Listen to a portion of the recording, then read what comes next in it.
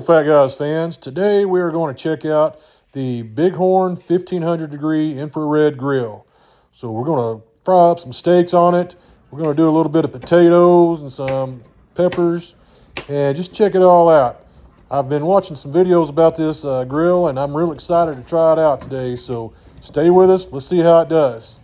Today we're trying out the 1500 degree infrared Bighorn grill.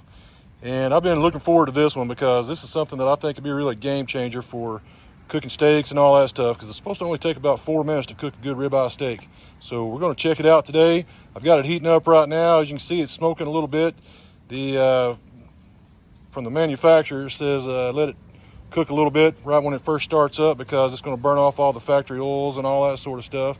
So I'm going to let that go for about 15 minutes, and then I'm going to put on my potatoes right here.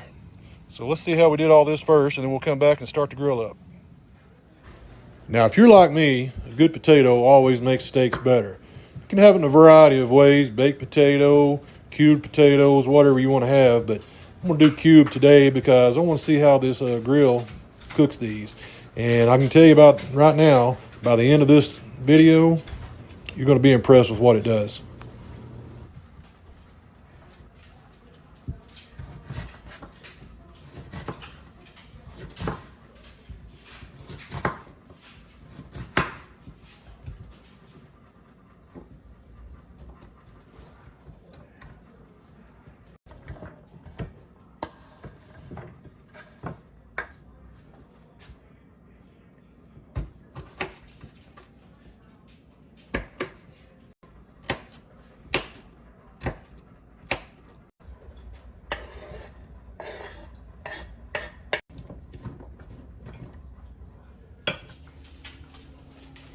So after I've got everything chopped up and ready to go, got my peppers in there. Believe it or not, this is going to kind of make you laugh at me a little bit. I like putting the Fiesta Blend fajita seasoning on here. Don't laugh at me, just trust me. Try you a little bit, you'll want to try it again. Now I'm going to slide this in on one of the lower levels right here, using my little handy dandy inserter. I can still feel that flame coming off of it. All right, so let's see what it does with this. Now, some specs about the grill. As you can see right here, 1500 degrees Fahrenheit. This thing will get hot. It also comes standard with a little pizza plate, so you can make pizzas in this grill. It's got your insert tool. It's got a front shield. You want to put this front shield on here, especially if you're working on wood or plastic, something like that, because it gets really hot. If you don't put that front heat shield on there, it's going to melt whatever it's sitting on, or it might even catch fire to the wood if you're on wood like I am right now. So you got to make sure that you get that heat shield on there. It also has a second tray that goes on there, so you can cook your steaks and your potatoes at the same time. But I'm going to do one at a time right now just to see how it works out. Steak's ready. I'm just using a little bit of chuck eye today, a little poor man's ribeye. And what I want to start off with, I'm going to put just a little bit of oil on them, a little olive oil. And the reason I want to do that is I want to be able to make a good crust on my steaks when I go to cook them. All right. I'm also just going to use salt and pepper on it. That seems to be the consensus that, you know, some of the other herbs and spices and stuff that people use on their steaks, it gets burned off in the high heat process. So I'm gonna get a little oil on here, probably a little too much right there, but that'll be all right. It'll be all right. So get that oil on there real good. Make sure you get the sides. All right, so now that I got my steaks coated with olive oil, get my hands cleaned off. I'll put my salt and pepper on.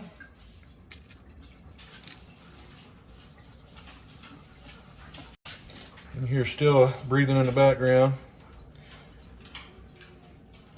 Well, that was Sophie breathing in the background. They both breathe like, sounds like a horror movie wolf coming after you. So there's that side. I'm gonna kind of rub it in a little bit. Get that, flip it over, get the other side.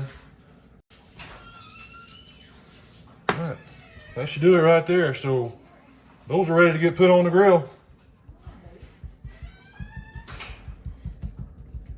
Let's go check the potatoes. All right, man, that goes quick. Got to watch those potatoes a little bit better than that.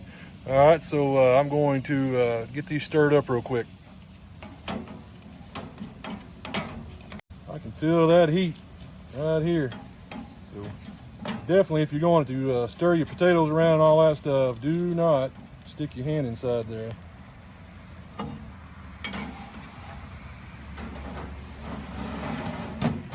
All right, I'm gonna add a little bit more oil to it. Not a lot, but a little bit. And this thing is cooking so fast that I want to make sure that I get my potatoes cooked on the inside as well as the outside. So I'm supposed to kind of turn them about every 2 or 3 minutes. I didn't do that a while ago because I was in there messing with my steaks. But we'll see how it works out. I think it's gonna be all right. All right, let's do a little test, see how done these are.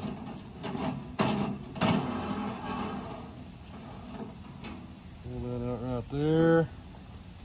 Get a couple of these off the inside right here. Put them over here on my little tray. Get a little bit more stirring. I'm gonna put them in just a little bit longer. They're starting to get kind of blackened, so I don't want to burn them. Although I do like a little char on my potatoes. I don't want burned potatoes. Bear, we're trying to film a video, man. Oh, Bear. That's just how he rolls. All right, give that a couple more minutes and we'll take them off completely. All right, I'm gonna take these off.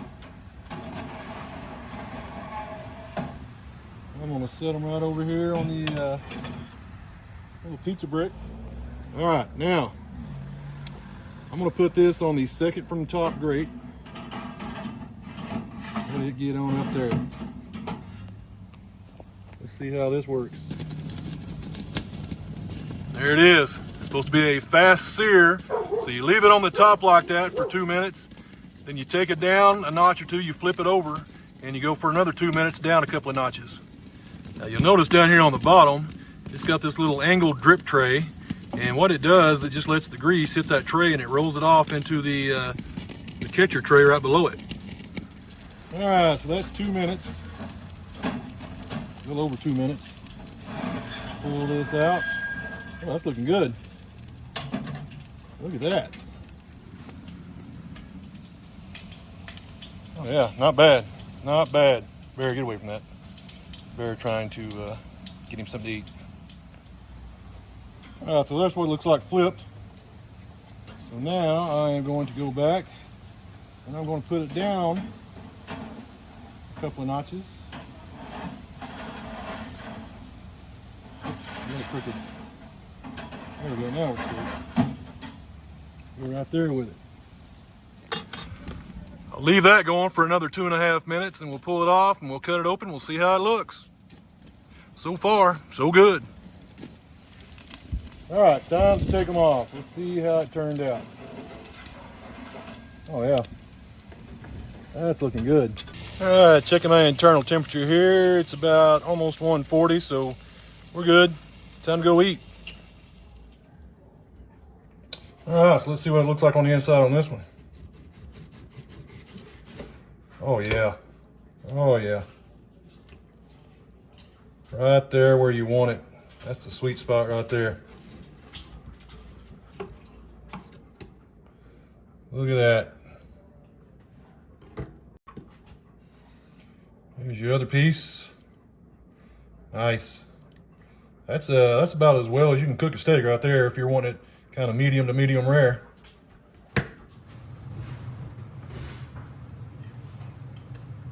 All right, so there's lunch today. Let's cut into it. Let's see how this stuff tastes. All right, pretty easy to cut into. Nice color.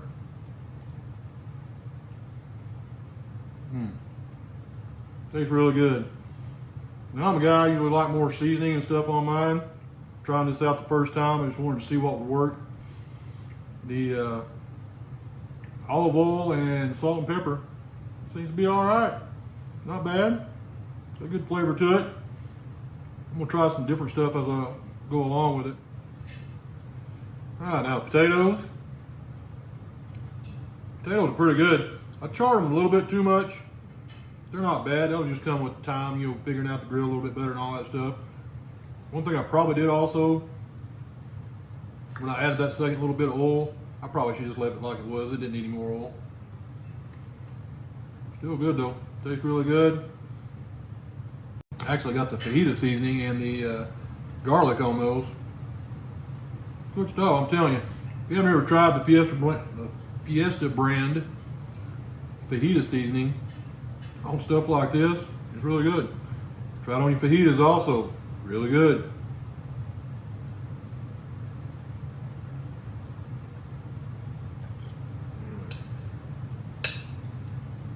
So, I guess that's going to be it for this video today. I'm going to finish this steak.